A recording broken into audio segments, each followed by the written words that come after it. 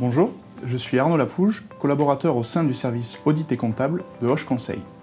De la création du devis jusqu'à la facture finale, en passant par l'acompte et la gestion des avoirs, je vous invite à découvrir, dans cette vidéo, comment OneFact vous permet de gérer tous vos documents comptables rapidement, à partir d'une base de données d'articles prédéfinie.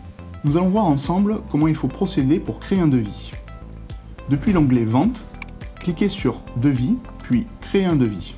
Sélectionnez le client pour qui le devis est adressé. Sélectionnez les articles et articles composés préalablement créés. La fonctionnalité Rubrique vous permet de créer les grandes parties de votre devis. Sur la colonne de droite, sélectionnez vos éventuelles remises commerciales, puis configurez votre appel d'acompte en valeur ou en pourcentage du devis. Une fois enregistré, votre devis est créé et prêt à être envoyé à votre client. Le devis étant créé, nous allons maintenant l'accepter et générer son acompte. Sélectionnez le devis, validé par votre client, et cliquez sur le bouton vert « Accepter ». Pour générer votre acompte, rendez-vous dans la section « Règlement », puis cliquez sur « Régler ». Votre facture d'acompte est alors automatiquement transférée dans la liste des factures. Maintenant, nous allons convertir un devis en une facture définitive. Convertir un devis en facture est essentiel pour permettre le règlement d'une facture.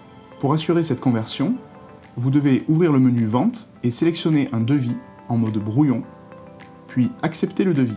Lorsque le devis est accepté, vous devez cliquer sur le bouton « Accepter du devis », puis sur le bouton « Facturer ». Nous contrôlons ici la présence de cette nouvelle facture dans le menu « Facture ».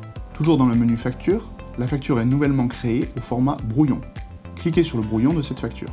Un menu apparaît, plusieurs possibilités s'offrent à vous, comme par exemple visualiser au format PDF le brouillon de la facture. Lorsque l'ensemble des informations contenues dans le brouillon de la facture vous paraissent correctes, vous pouvez transformer ce brouillon en facture définitive en cliquant sur le bouton « Valider ». Attention, la validation d'une facture est définitive, vous ne pourrez plus modifier son contenu. Cliquez sur le bouton « Valider ». Nous pouvons désormais faire parvenir sa facture au client, par mail, au format PDF si vous le souhaitez. Si une modification était à effectuer, il faudra faire un avoir et refaire la facture.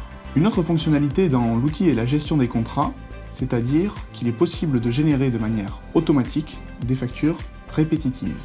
Vous pouvez aussi créer une facture ou un avoir sans avoir besoin d'effectuer un devis au préalable. Cliquez sur Vente, Facture, Gestion des contrats. Les outils Rechercher, Filtre et Période sont identiques aux autres listes. Il existe différents états pour les contrats, à savoir brouillon, suspendu, terminé ou en cours. Pour envoyer un contrat par mail, cliquez sur l'icône Enveloppe. Pour le visualiser, cliquez sur l'icône PDF. Pour modifier un contrat, cliquez sur le crayon en fin de ligne. Le bouton Traitement, état préparatoire, permet de générer les factures en attente de génération, mais nous y reviendrons un peu plus tard. Pour créer un contrat, il faut cliquer sur Créer un contrat. Un numéro de contrat est généré automatiquement. La date de contrat est la date du jour par défaut.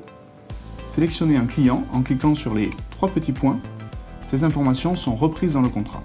Renseignez la référence et la description du contrat.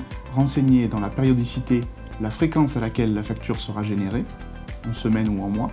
Choisir comment la facture sera générée, brouillon ou validé. Je conseille de la laisser en brouillon pour permettre une éventuelle correction avant la validation définitive de la facture, sinon un avoir sera nécessaire. Renseignez la date de la prochaine facture. Choisir l'échéance de cette première facture. La fin de série permet l'arrêt du contrat à une date donnée ou sans limite. Choisir le modèle de facture associé au contrat. Si plusieurs en existent, la coche automatique est importante car elle permet de générer automatiquement ou non les factures du contrat sans intervention de votre part. Les totaux reprennent toutes les informations tarifaires du contrat. Cliquez sur Enregistrer et Terminer pour sauvegarder le contrat. Ce contrat est créé en brouillon, il faut l'accepter puis l'activer pour qu'il devienne actif. Ce contrat peut être suspendu ou terminé. Dans le cas où la génération du contrat n'est pas automatique, il faut aller dans le traitement état préparatoire. La liste des factures en attente de génération apparaît. Ici, nous ne l'avons pas encore, nous allons donc changer la date prévue de facture et demander la génération des factures au 31 mai 2023. La facture du contrat CRT 0002 est à générer. Cliquez sur Générer les factures et la facture sera générée en brouillon.